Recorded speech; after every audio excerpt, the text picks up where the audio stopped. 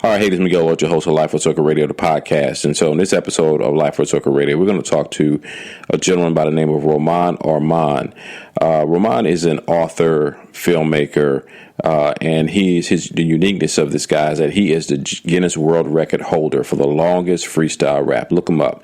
Romane Armand. Romane is a Haitian-born American who grew up in Roxbury, Boston, and went to school at BYU. So, go from Haiti to Boston and BYU, and now he is continuing his quest in the world of hip hop. And so, we want to chat with him a little bit. We want to dig into his conversation because this gentleman, as I mentioned, is very interesting. He has a film he's working on. That even is the most intriguing to me in a lot of ways because he calls it the brain drain. He talks about he's doing a documentary on his native country of Haiti and how some 80% of the best talent, most educated talent, I believe, in the country. And then he also juxtaposes that to what happens in the African American community. And so I think you guys will really like this interview. This interview is brought to you in part by MyWordCentral. MyWordCentral.com. Check it out. Curating the best faith and inspirational content all on demand. And I believe you guys will love everything that's on that website as well. Shameless plug. Be on the lookout real quick for MiguelLloyd.com. We're going to be curating some of our classic podcasts as well as running some of our current stuff. Pretty much everything we're doing as far as podcasting, broadcasting, and then having fun and communications will be delivered to you guys via MiguelLloyd.com. So keep it on the lookout for that. So this show is brought to you in part by MyWordCentral.com and, hey, the future MiguelLloyd.com, which by the time you listen, this is probably going to be live. All right, so here you go. Interview with Romane Armand. We're going to talk hip-hop. We're going to talk about Haiti. We're going to talk about his book, the Book of Rhymes, as well as his Guinness World Record. Sit back, relax, and enjoy. Make sure you share. Make sure you tell a friend about LifeWithCircleRadio.com, the podcast. All right, welcome to Life with Circle Radio. It's Miguel Lloyd, your host of Life with Circle Radio, and we're sitting down here. We had an opportunity today to hang out with somebody real special. You hear about the Guinness World Records of some of the craziest stuff, but I got one that I've got to have a ton of respect for because anybody listening to this podcast enough times knows how much I love hip hop. And what I have in front of me is the longest freestyle rap, which lasted for 24 hours and 49 seconds. And it was achieved by Romane Armand. And at the time, he was living in Bentonville, Arkansas. Romane, welcome to Life Full Circle Radio. Here we go. We're doing our own podcast. Yeah. We're about to big up somebody else's podcast. I got mad respect. We just were the Combat Jack show. And he was talking to Ed Lover, who is a pioneer in hip-hop from the broadcast perspective. And and now, obviously, he's got his syndicated show and all that. Talk to us about, let's start off with the basic question, and big up to Loving Basketball. When did you fall, not Loving Basketball, Brown Sugar. Yeah. When did you fall in love with hip hop? I'll say this. I'll first preface by, I was introduced to hip hop really through the mainstream commercial things that I heard on the radio. Mm-hmm. So I was born in 1980, and when I first really was listening to hip hop, or heard hip-hop, it really was MC Hammer and Vanilla Ice. Mm-hmm. It's what was popular. It's what was selling records. It's what was on the radio. Why you fronting on your boy? You from Boston, right? Why you fronting on Donnie Wahlberg? We're getting there. We'll get there. We'll get there. Why you fronting on Marky Mark and go ahead. I'm just joking. We'll get the spitters. Yeah. Go ahead. Yeah. I'm just messing with you. But yeah, so really, as a kid, I'm like 9, 10 years old.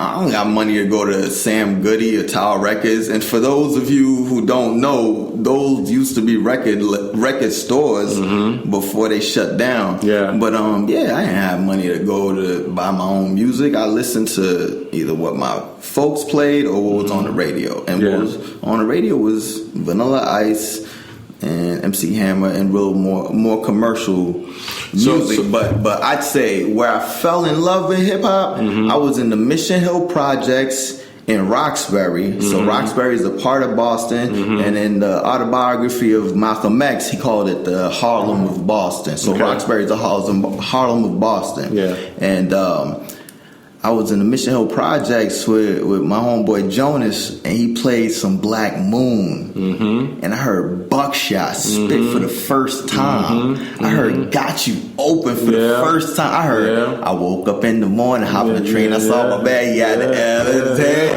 from the beat to beat. Once I heard that one, I started researching the boot camp and fell in love with Helter Skelter.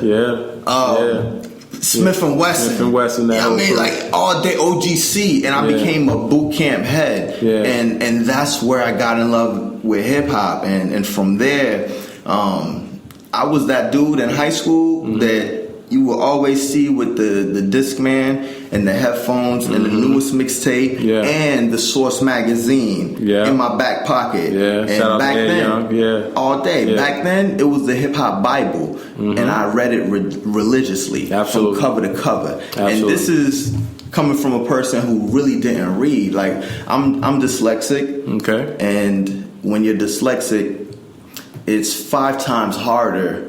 Like your brain has to work 5 times harder to read, right? And so like I really tried to avoid reading because it was difficult for me. But when it came to reading about hip hop and reading about, you know, just the behind the scenes of the lyrics and reading about just the marketing plan that Master P put together, like I immersed in it. You know, I became a sponge. That's interesting because some of us East Coast cats, we have a certain level of arrogance about hip hop. You know, we just listened to Ed Lover talk about his top 5 and gave us 3 honorable mentions, and every last one of them were from New York. Every rapper that he mentioned, Jay-Z, KRS-One, Nas, who else did he say? Biggie, Big Daddy Kane, and whoever. Everybody he said was from New York. But the truth is, Jay-Z is probably the only one, and 50 Cent, you have to give him his respect, who from hip-hop, from New York hip-hoppers who really understood the business side of it and have been very successful on the business side of it, right? When you think about cats who really done it business-wise, you got to go to the South. Master P, Baby. You got to go to even out to the West Coast with E40. You got to give Dr. Dre his respect. And so the business side in comparison to the art of it, you know, that's a whole other thing. We're going to jump a little bit deep into the interview. But so you talked about how you loved hip-hop. It came down with Black Moon. And obviously to me, Black Moon was like on the tail end of the golden age of hip-hop. Coming in, because that's 93, 94, right up in there. So when you started to study the game of hip-hop and you started to kind of go back and really, did you go back? Did you feel like, okay, now I understand Vanilla Ice, that he had his place and Hammer had their place, but now I know what real hip-hop is. Did you go back and study Wu-Tang? Did you go back and study Nas and all them type of cats? I absolutely did. That's all I studied pretty much in the beginning years of high school. And I'll give some context and say that I went to a very underperforming, under-resourced, just dysfunctional high school in the Boston public school system. In high school, I saw stabbings, I saw crack, guns. It's sitting in high school, like you could potentially get a teacher asked you to run the pizza store for her during school. Like you playing spades in math class. You know what I mean? Like this is things that shouldn't be occurring during high school. And my thing is, you know, I wasn't a rah-rah knucklehead. And if the environment was conducive to learning, I'd focus on learning. But seeing what's going on, like I'm not trying to roll dice and gamble for money, you know, during class. And at the same time, I'm not really a nerd that like, while all this is going on, I'm just gonna stick to the books and read. So I kind of did my own thing, and my own thing was put on my headphones, listen to hip hop, read the source, and really study the craft. And I'm talking about like the liner notes, you know. So when when Got You Open, like when I'm reading the Black Moon liner notes and their CD insert, and I'm seeing Got You Open. What is a CD insert? Right? Oh yeah, for you youngins, for those born after Pac died, a CD is like this disc that you insert. But you actually had, I remember it's physical. One of the most memorable CD inserts for me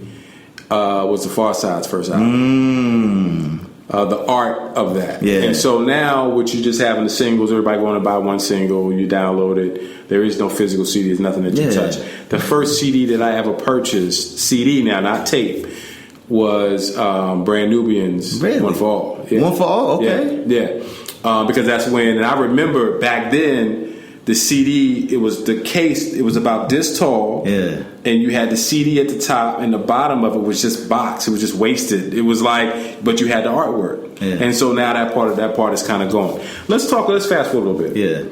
You in Roxbury, you getting pizzas for your, how did you end up at BYU? That's interesting. Tell us that story. How did you end up at BYU? That's a great question. All right. So at one point in high school, so I was really on a trajectory to, like, I wasn't college bound whatsoever in high school. It's just, I wasn't a knucklehead, but I wasn't really a nerd. It was trying to go to college. At one point, there was a program at our high school, and really the Jeremiah E. Burke High School, I have pride in my high school.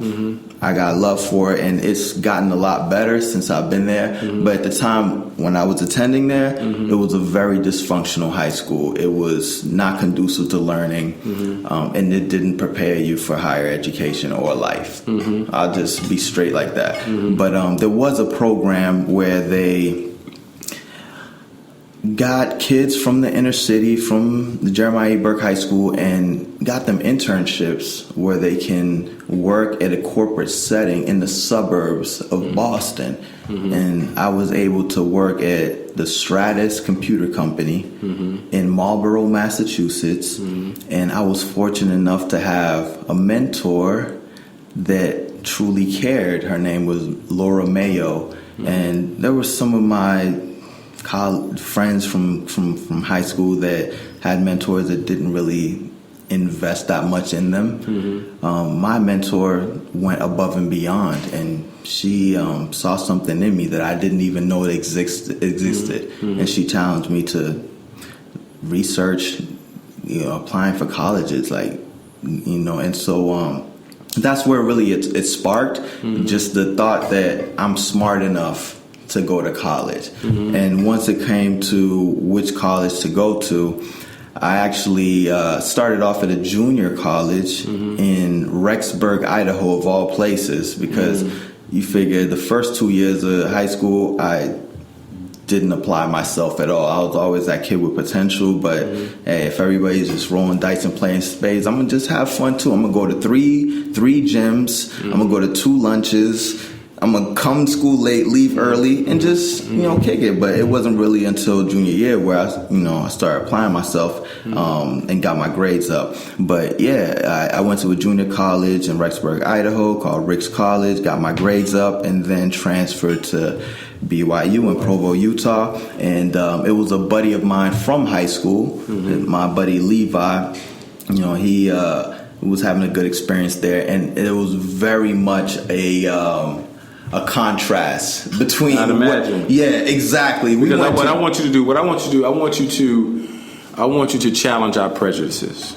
Okay. I hear BYU. Yeah. I hear Mormon. Yeah. I hear something that is very odd to most of us. Challenge my prejudices. How was it at BYU for a black man from Roxbury? Okay, I'll say this. I'll preface by saying that as far as my beliefs, I'm a seeker of truth. That's what I believe, and I believe in truth. And truth is impartial to the person who's speaking it.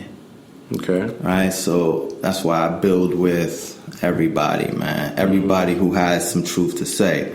And one of the benefits of coming from Roxbury and coming from the Jeremiah E. Burke High School in Dorchester, where there's plenty of distractions. You getting distractions from, and I seen stabbings like outside of, just the high school, I seen like just all sorts of nonsense that you should not really be seeing.